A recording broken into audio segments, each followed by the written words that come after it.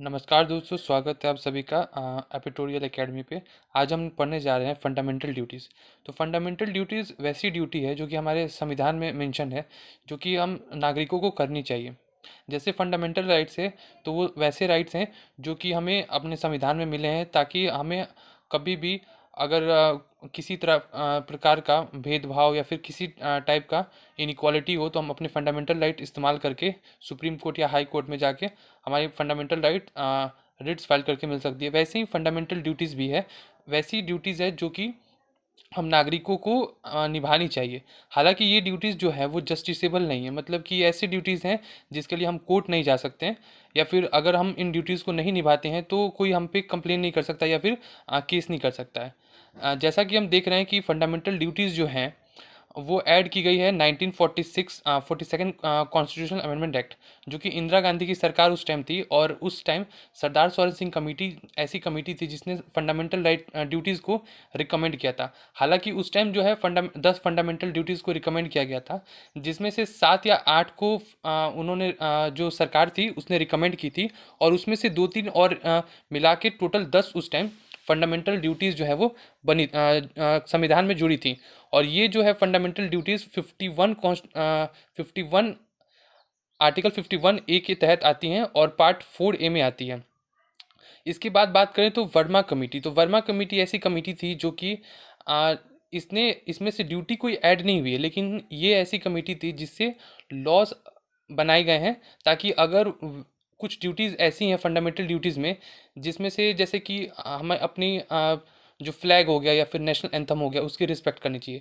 तो अगर in case कोई डिसरिस्पेक्ट करता है फ्लैग को, नेशनल एंथम को, तो उससे हमारी जो है उसके लिए कानून बनाई गई है वर्मा कमेटी के रिकमेंडेशन में। और वर्मा कमेटी जो है वो 1999 में आई थी। अब बात करते हैं आज के टाइम पे हमारे पास फंडामेंटल राइट्स टोटल 11 हैं। पहले 10 थी, उसके बाद एक और जुड़ी 2002 में, उसके बाद टोटल 11 हैं। तो फंडामेंटल ड्यूटीज़ जो हैं, फंडामेंटल ड्यूटीज़ जो हैं वो यूएसएसआर से हमने लिया है। सोवियत संघ उस टाइम था, आज के टाइम का रशिया। तो हम स्टार्ट करते हैं अपनी फंडामेंटल ड्यूटीज़ को। तो पहला फंडामेंटल ड्यूटीज़ जो है वो ये है कि हमें अपनी संविधान का रिस्पेक्ट करना चाहिए, और उसके जो भी आइडियल्स हैं, जो भी इंस्टीट्यूशन है और फ्लैग है और नेशनल एंथम है, उसकी रिस्पेक्ट करनी चाहिए। जैसे कि हमें हमारा जो संविधान है उसकी पहली तो रिस्पेक्ट करनी चाहिए। दूसरी बात कि हमें जो उसके आइडियल्स जैसे कि प्राइम मिनिस्टर, प्रेसिडेंट, या फिर जो भी उसके अंदर जो पोजीशंस दे रखे हैं, तो उन आइडियल्स की रिस्पेक्ट करनी चाहिए।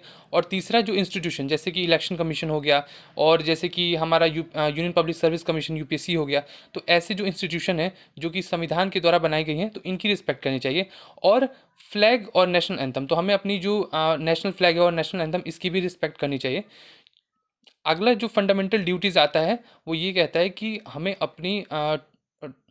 अपनी जो भी नोबल आइडियाज़ हैं, जो कि नेशनल स्ट्रगल के दौरान नेशनल स्ट्रगल के दौरान जो भी आइडियाज़ या फिर जो भी आइडियल्स थे, उससे इंस्पिरेशन लेनी चाहिए, उसे चेरिश करनी चाहिए। जैसे कि सुभाष चंद्र बोस, लाला लाजपत राय, भगत सिंह और महात्मा गांधी, इन लोगों ने हमें आज़ादी में बहुत अहम भूमिका निभाई है। तो इन लोगों के भी जो भी आइडियल्स हैं, जो भी इनके इंस्पिरेशन थे, जो भी आइडियल्स थे, जो भी उस टाइम इन्होंने जिस तरीके से हमारे नेशनल स्ट्रगल में बहुत अहम अहम भूमिका निभाई, तो इनके आइडियाज़ को जो है हमें चेरिश करनी चाहिए और इनको फॉलो करनी चाहिए। तीसरा जो है वो ये कहता है कि हमें अपनी देश की जो सोवेनिटी है, यूनिटी है और इंटीग्रिटी है, उसको आ, बनाए रखना चाहिए और उसको प्रोटेक्ट भी करनी चाहिए। क्योंकि देखिए पहले समझते हैं सोवेनिटी मतलब ये होता है कि हमें अपनी देश के जो भी फैसले हैं वो खुद लेनी चाहिए। कोई विदेशी देश जैसे कि यूएसए, चाइना या फिर रशिया, कोई दूसरे देश पे डिपेंड नहीं रहना चाहिए कि या फिर कोई दूसरा देश हमारे देश के लिए फैसला नहीं ले सकता है।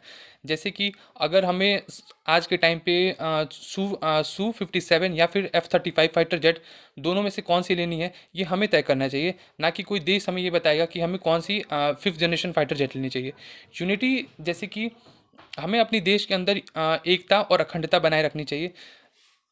जैसे कि एकता मतलब बहुत सारे जो नॉर्थ ईस्ट में हैं, बहुत सारे एक मिलिटेंट टेररिस्ट ग्रुप्स जो हैं, जैसे कि अलग अलग हमारे देश से जो राज्य हैं उनको तोड़ना चाहते हैं, जैसे नागालैंड को तोड़ के नागालैंड बनाना चाहते हैं, और जैसे कि पंजाब को तोड़ के लोग खालिस्तान बनाना चाहते हैं, और वैसे ही जैसे तमिलनाडु को लोग तोड़ के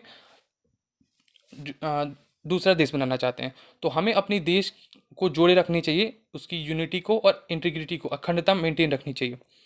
चौथा ये कहता है कि हमें अपने देश को डिफेंड करना चाहिए हर स्टेज पे, चाहे वो नेशनल स्टेज हो चाहे वो इंटरनेशनल स्टेज हो, वहाँ पे अपने देश को डिफेंड करना चाहिए। और जब भी ज़रूरत पड़े तो उसकी नेशनल सर्विस के लिए हमें पहुँचना चाहिए। जैसे कि कल को अगर कोई वॉर हो गया तो हमें अपने देश को बचाने के लिए पहले पहुँचना चाहिए। जैसे कि हमने देखा कि अभी रशिया यूक्रेन वॉर हुआ, तो यूक्रेन के बहुत सारे जो 18+ के जो भी सोल्जर्स थे, जो भी नॉर्मल पीपल थे, जो भी सिटीजन थे, वो वहाँ पे पहुँच चुके थे। तो हमें अपने देश में जब भी कुछ भी इंसर्जेंसी हो या फिर कोई भी बहुत भारी प्रॉब्लम आए तो हमें अपने देश की सर्विस के लिए पहुंचना चाहिए। जैसे कि अभी हमने देखा कि 2020 में जब कोविड-19 लॉकडाउन हुआ था, तो उस टाइम बहुत सारे लोग जो कि गवर्नमेंट से जुड़े हुए भी नहीं थे, फिर भी उन्होंने अपने देश की सर्विस के लिए बहुत कुछ किया। अगला हम बात करें तो हमें अपने देश के अंदर हारमनी को प्रमोट करना चाहिए, जैसे कि और स्पिरिट ऑफ ब्रदरहुड, मतलब कि भाईचारा का भाव रखना चाहिए। और हारमनी हारमनी मतलब कि हमें एक एक साथ रहनी चाहिए और भाईचारा का भाव रखना चाहिए, चाहे वो कोई भी रिलीजन के, रिलीजियस के, या फिर कोई भी लैंग्वेज के, या फिर कोई भी कास्ट के लोग हों। जैसे कि हम अपने देश के अंदर बहुत सारे डाइवर्सिटी देखते हैं, बहुत सारे विभिन्न प्रकार के लोगों को देखते हैं। जैसे कि बहुत सारे क्रिश्चियन हैं, सिख है, ईसाई हैं। तो हमें अलग अलग जो लोग हैं उनके साथ एकता के साथ रखना चाहिए, ब्रदरहुड भाईचारा के साथ रहना चाहिए। और अगली बात करें तो अगला जो है वो ये कहता है कि हमें अपने जो कल्चर्स हैं, कल्चर जो भी हैं, उसकी जो रिच हेरिटेज हैं उसको वैल्यू करनी चाहिए, उसको प्रिजर्व करनी चाहिए। मतलब कि जो भी हमारे जैसे कल्चर हो गए, जैसे जो फेस्टिवल्स हो गए या फिर जो भी ट्रेडिशंस हो गए, उसके जो भी वैल्यूज़ हैं, जैसे कि दिवाली, ईद, होली, तो उन जो भी फेस्टिवल्स हैं उसको बचाए रखने चाहिए। उसके जो भी कल्चर्स हैं उसको हमें करते रहना चाहिए। ताकि आज के टाइम पे हम देख रहे हैं जैसे कि बहुत सारे लोग जो वेस्टर्न कल्चर को अपना रहे हैं, तो वो हमें नहीं करना चाहिए। हमें अपने कल्चर्स को प्रमोट करना चाहिए और उसे बचाए रखना चाहिए। आगे जो बात करें तो आगे ये कहता है कि अगला जो फंडामेंटल ड्यूटीज़ ये कहता है कि हमें जो अपने नेचुरल इन्वायरमेंट्स हैं, जैसे कि फॉरेस्ट हो गया, लेक हो गया, रिवर हो गया, वाइल्ड लाइफ हो गया, इसे भी बचाए रखना चाहिए और इसे इम्प्रूव करना चाहिए। क्योंकि देखिए, फॉरेस्ट हो गया, रिवर हो गया, लेक हो गया, ये सारे हमारे नेचर हैं। और अगर हम नेचर को प्रिजर्व नहीं करते हैं, अगर हम नेचर को इम्प्रूव नहीं करते हैं, तो कल को सबसे जो इम्पोर्टेंट चीज़ है, रादर देन गवर्नमेंट, सबसे ज़्यादा जो इम्पोर्टेंट चीज़ है वो नेचर है, जो कि ये एक साइकिल मेंटेन रखता है। जैसे कि अगर रिवर नहीं होगा तो कल को पानी को दिक्कत होगा, अगर फॉरेस्ट नहीं होगा तो जो वाइल्ड लाइफ्स हैं वो कहाँ पे रहेंगे, तो फिर बहुत ज़्यादा प्रॉब्लम आ जाएगी। तो हमें अपने इन्वायरमेंट को, जैसे कि इन्वायरमेंट के लिए हम लोग बहुत सारा कॉन्फ्रेंस ऑफ पार्टीज़, अभी COP29 हुआ था, तो अभी हम लोग बहुत सारी चीज़ें करते हैं। हालांकि इससे कुछ ज़्यादा फर्क नहीं पड़ता है, क्योंकि हमारा जो ग्लोबल टेम्परेचर है वो दिन पर दिन बढ़ते ही जा रहा है। हमें एक्चुअल में जो इन्वायरमेंट के लेके है बहुत ज़्यादा सीरियस होना चाहिए। जैसे कि अभी हाल ही में US के प्रेसिडेंट डोनाल्ड ट्रंप, जो कि अपने आप को उन्होंने जो जो कि बहुत ज़्यादा एक्चुअल में इन्वायरमेंट को लेके सीरियस नहीं रहते हैं, क्योंकि उनका उनका इन्वायरमेंट को लेके ऐसा कोई स्टांस नहीं है। बट हमें इन्वायरमेंट को लेके बहुत ज़्यादा सोचना चाहिए, बिकॉज आने वाले वक्त में बहुत सारे ग्लेशियर जो हैं वो पिघल रहे हैं। जैसे कि हम देख रहे हैं कि नेपाल में बहुत सारे ग्लेशियर पिघल चुके हैं। तो एक्चुअली में ग्लेशियर पिघलने से सबसे बड़ा जो दिक्कत होगा वो ओशन लेवल जो है वो बढ़ेगा, सी लेवल बढ़ेगा, और उससे बहुत सारे शहर जो हैं वो कल को डूबने के भी कगार में आ सकते हैं। जैसे कि एक सिपरी की रिपोर्ट के अनुसार माना जाता है कि आने वाले कुछ सालों, 50-60 सालों बाद मुंबई जो शहर है वो डूब जाएगा। तो और इसीलिए हमें इन्वायरमेंट को बहुत ज़्यादा सीरियस लेना चाहिए। जैसे कि अभी एक आध साल पहले जो है, इंडोनेशिया ने अपनी जो राजधानी है उसको नुसंतरा शिफ्ट कर दिया है। नुसंतरा पहले उस इंडोनेशिया का कैपिटल था जकार्ता।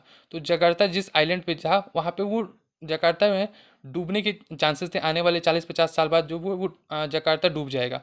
तो इसीलिए इंडोनेशिया ने अपनी कैपिटल भी शिफ्ट कर ली नुसंतरा, क्योंकि वो थोड़ा सी लेवल से बहुत ऊंचा है, तो अभी बहुत उसमें टाइम लगेगा। तो इसीलिए हमें लगता है कि इन्वायरमेंट को लेके बहुत ज़्यादा सीरियस रहना चाहिए।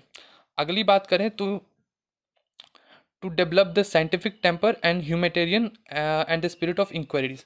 तो हमें अपने अंदर जो है साइंटिफिक टेम्पर, मतलब कि हमें लॉजिकल सोचना चाहिए, हर चीज़ में हमें एक लॉजिक होना चाहिए, क्योंकि as a citizen of are as a citizen हमें सबसे ज़्यादा इम्पॉर्टेंट है कि कोई भी ब्रेन वॉश करे, चाहे कोई भी किसी टाइप का नैरेटिव स्टार्ट करे, तो उसे हमें नहीं मानना चाहिए। हमें पहले लॉजिकल सोचना चाहिए, हमें ये सोचना चाहिए कि इसके क्या प्रोज एंड कॉन्स है, उसके बाद हमें फैसला लेना चाहिए कि क्या ये हमारे लिए सही है या नहीं। और दूसरा है कि ह्यूमैनिज्म, हमें जो है हमें इंसानियत दिखानी चाहिए, अगर किसी की मदद हो सके तो मदद भी करनी चाहिए। और स्पिरिट ऑफ इंक्वायरी, मतलब कि हम हमारे अंदर एक स्पिरिट होनी चाहिए, मतलब कि हर चीज़ की जानने की एक उत्सुक होना चाहिए। जैसे कि आज के टाइम पे हमारी भारत सरकार ने जो भारत सरकार ने बुलेट ट्रेन जो कि 2020 में लाने की बात की थी। तो अगर हमारे अंदर स्पिरिट ऑफ इंक्वायरी होगी तो हम भारत सरकार को आरटीआई फाइल करेंगे, आरटीआई का रिप्लाई मांगेंगे कि क्यों अभी तक जो है वो नहीं बना। या फिर बहुत अलग अलग प्रकार की भी इंक्वायरीज हम कर सकते हैं किसी टाइप की आरटीआई डाल के। तो इस तरीके की हमारे अंदर एक स्पिरिट होनी चाहिए, ताकि हम किसी चीज़ के बारे में जान सकें। हालांकि बता दें कि बुलेट ट्रेन जो है 2025 तक उसका टेंटेटिव डेट दे दिया गया है, क्योंकि माना ये जा रहा है कि जो अहमदाबाद से लेके मुंबई तक जो रास्ता है वहाँ पे बहुत सारे विलेजेस हैं, और बहुत सारे विलेज जो है वो अभी उनको मतलब कट करने में टाइम लगेगा, और बहुत सारे लोग जो है वो प्रोटेस्ट भी कर रहे हैं। तो इसीलिए वो डिले हो रहा है, और भी कुछ गवर्नमेंट की कुछ पॉलिसीज़ हैं, may be that is the only reason कि वो डिले हो रहा है। अब अगली बात करें तो अगला ये कहता है कि हमें जो पब्लिक प्रॉपर्टी है उसे सेव करना चाहिए, और हमें वॉयलेंस नहीं करनी चाहिए। क्योंकि देखिए, पब्लिक प्रॉपर्टी जो है वो हमारे टैक्स के पैसों से बनी है। तो जैसे देखा गया है कि 2022 में जब अग्निवीर स्कीम आई थी तो बहुत सारे लोगों ने ट्रेन जला दिया, या फिर बहुत टाइम आपने देखा होगा कि जब लोग प्रोटेस्ट करते हैं तो पब्लिक प्रॉपर्टी को बहुत ज़्यादा डैमेज करते हैं। वो हमें नहीं करना चाहिए, क्योंकि जो भी प्रॉपर्टीज़ हैं वो हमारे पैसों से, हमारे टैक्स के पैसों से वो बनी हुई हैं। तो हमें ये समझना चाहिए। उसके बाद अगली बात करें, 10वीं जो फंडामेंटल राइट ड्यूटीज़ हैं, वो ये कहती हैं कि हमें हर क्षेत्रों में, चाहे वो स्पोर्ट्स हो, चाहे वो एजुकेशन सेक्टर हो, चाहे वो पॉलिटिक्स सेक्टर हो, हर सेक्टर में हमें एक्सीलेंस, यानी कि हमें अच्छा करना चाहिए, ताकि हमारा देश का नाम और ऊंचा हो। और हर हर क्षेत्रों में हमें अच्छे अच्छे अचीवमेंट्स हासिल करने चाहिए। जैसे कि अभी हम धीरे धीरे, पहले तो हमारे इंडिया के अंदर स्पोर्ट्स में सिर्फ क्रिकेट कल्चर था, बट धीरे धीरे हम अलग अलग क्षेत्रों में भी जो है अच्छा कर रहे हैं। जैसे कि हमने जो पिछले साल, नॉट पिछले साल एक्चुअली, 2021 में जब टोक्यो ओलंपिक हुआ था, तो वहाँ पे नीरज चोपड़ा ने गोल्ड लाया था। तो वहाँ पे हमारी हमारा जो देश है वो एक दूसरे सेक्टर में अपार्ट फ्रॉम क्रिकेट जो है अच्छा किया था। तो वैसे ही धीरे धीरे लोग अलग अलग क्षेत्रों में भी एक्सीलेंस जो है अच्छा मतलब कर सकते हैं। अगली बात करें तो लास्ट जो फंडामेंटल ड्यूटीज़ है, जो कि 86 कॉन्स्टिट्यूशनल अमेंडमेंट एक्ट 2002 से जुड़ा गया है। और इसमें ये कहता है कि जो भी बच्चे हैं जो कि 6 से 14 साल के बीच में हैं, तो हर माँ बाप हो या फिर कोई गार्जियन हो, तो उनकी फंडामेंटल ड्यूटी बनती है कि उन्हें एटलीस्ट जो बच्चे हैं उन्हें बेसिक एजुकेशन, 6 से 14 साल के जो बच्चे हैं उन्हें एजुकेशन, बेसिक एजुकेशन दिला सकें। ठीक है।